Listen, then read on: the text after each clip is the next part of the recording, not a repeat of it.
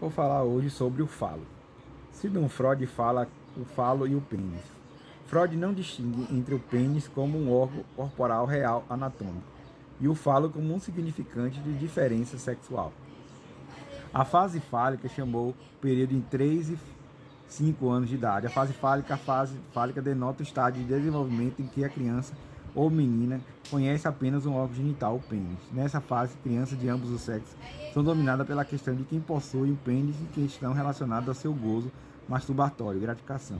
Freud argumenta que as crianças de ambos os sexos depositam grande valor no pênis, que a descoberta de que alguns seres humanos não possuem um pênis leva a importantes consequências psíquicas. Até que esse ponto a mãe é imaginada como tendo um pênis, e a descoberta que lhe falta um pênis após uma negação inicial precipita o complexo de castração. Jacques Lacan, o termo fálico ocupa um lugar importante nos discursos lacanianos. O falo desempenha um papel central, tanto no complexo de Édipo quanto na teoria da diferença sexual.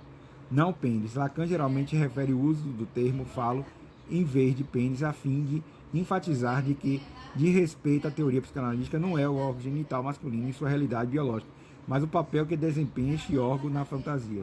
Daí Lacan geralmente reserva o termo pênis para o órgão biológico e o termo falo para suas funções imaginárias e simbólicas desse órgão. Jacques Lacan escolheu usar o termo falo para a representação imaginária e simbólica do pênis, a fim de distinguir melhor o papel do pênis na vida da fantasia de ambos os sexos, a partir de seu papel anatômico.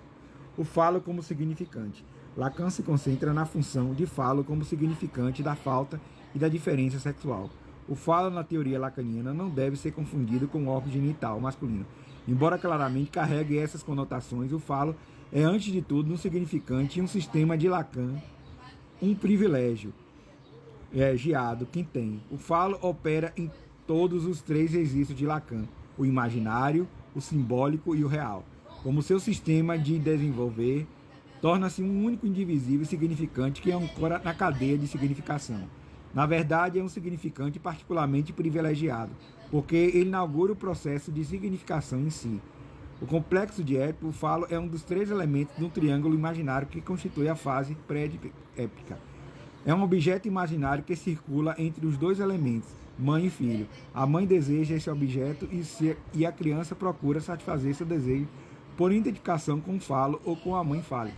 No complexo de Édipo, o pai intervém como um quarto termo neste triângulo imaginário para castrar a criança, isto é, ela faz com que seja impossível para a criança se identificar com o falo imaginário.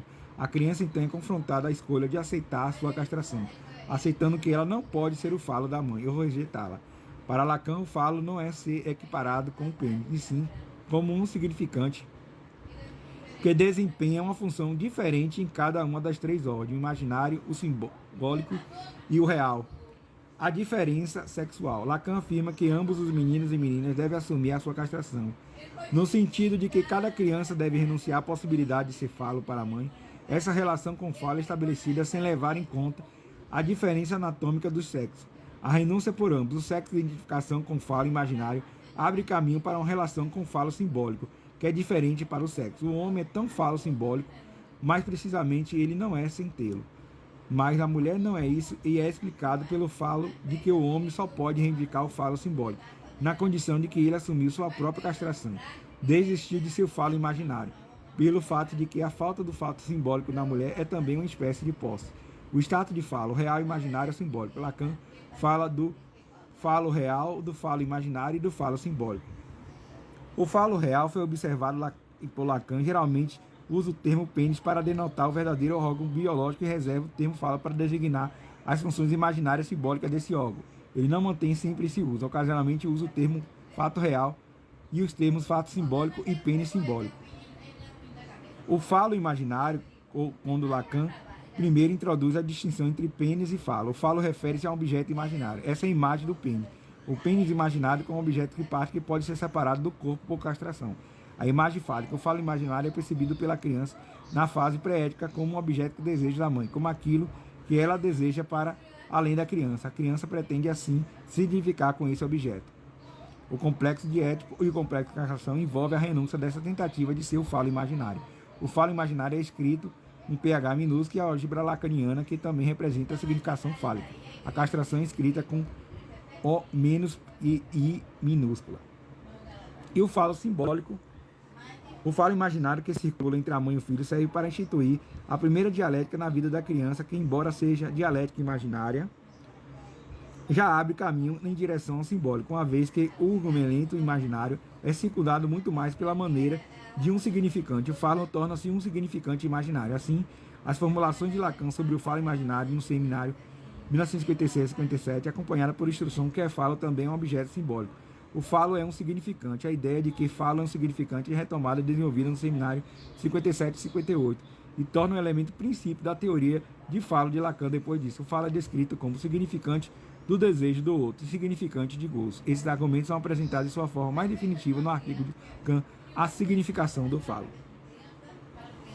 Então, aqui eu falo, segundo Lacan, é um significante, que está tanto no falo simbólico, como no falo imaginário, como no falo real. E, para Freud, o falo significava